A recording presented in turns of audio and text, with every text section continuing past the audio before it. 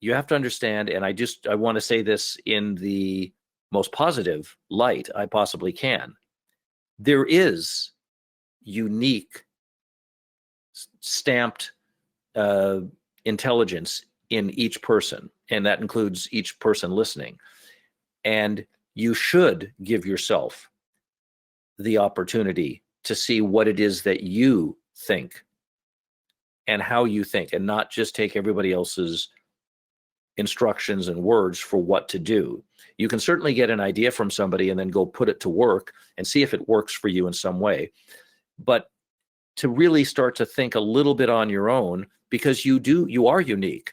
You know, they didn't make two of you. You have a unique way of looking at things that if you're constantly listening to other people, including me for that matter, you might not ever get to the inner core of you and what your intelligence says is going to happen. You know, I told you the story from Vernon Howard, my lifelong teacher.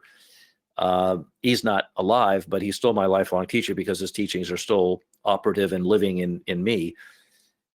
The story of the king that needed the new castle, and the minister brings in all these builders and they all come in, and the minister asks the next guy up and he says, yeah, I would build the castle this way and I would do this and I'd build the moat that way. And then the second guy comes up and he shows his plans for the castle.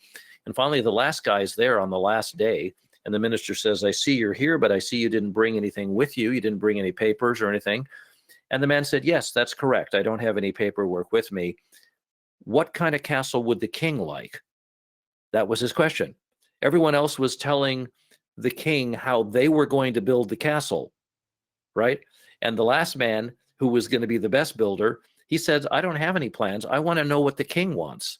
What does he want? How does he want the castle to be, right? So that's what I think of when I think of this subject, about, you know, how do you think? Forget about how everybody else thinks. Go investigate a little bit of your own intelligence, which is innate and literally God-given. It's not bad intelligence. It's good intelligence. And see what you come up with and spend a little time on it from time to time, rather than taking what everybody else says, because you do have unique intelligence. And I'm saying this from my own experience because I was told so much complete nonsense.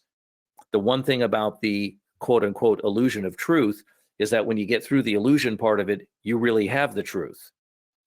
And if truth was really so attractive, you'd see many, many more people, you know, having it. But in general terms, we're all taught things that are wrong. You have to use your own intelligence to figure stuff out.